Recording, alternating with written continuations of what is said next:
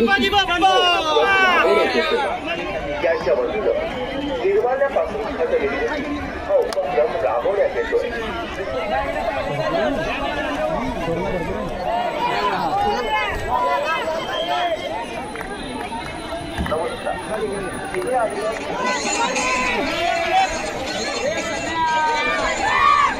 गेल्या 10 दिवसांपासून भक्तिभावाने पूजले जाणारे लाडके गणपती बाप्पा आज आपल्या भक्तांचा निरोप घेणार आहेत। संपूर्ण महाराष्ट्रात आणि विशेषतः सोलापुरात हा दिवस एक उत्साहाचा, भावनेचा आणि श्रद्धेच्या पर्वणीसारखा साजरा करण्यात आला। भक्तिपूर्ण जयघोषात आज शहर परिसरात गणेश विसर्जन सोहळ्याला सुरुवात झाली। पालिका प्रशासनाने शहरातील सिद्धेश्वर तलाव येथील गणपती घाट, विष्णू घाट, तुळजापूर रोड येथील दगडी खांड, विजापूर रोड परिसरातील कंबर तलाव आदी विसर्जन स्थळांवर मोठ्या प्रमाणावर गणपती भक्तांनी बाप्पाला निरोप दिला।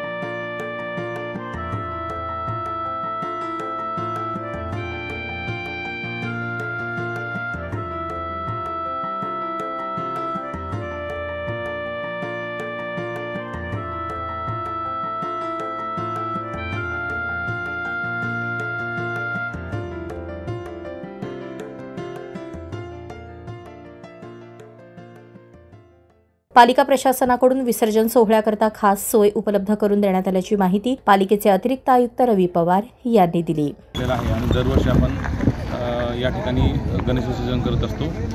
तर या ठिकाणी महानगरपालिकेमार्फत सुसज्ज अशी व्यवस्था करण्यात आलेली आहे.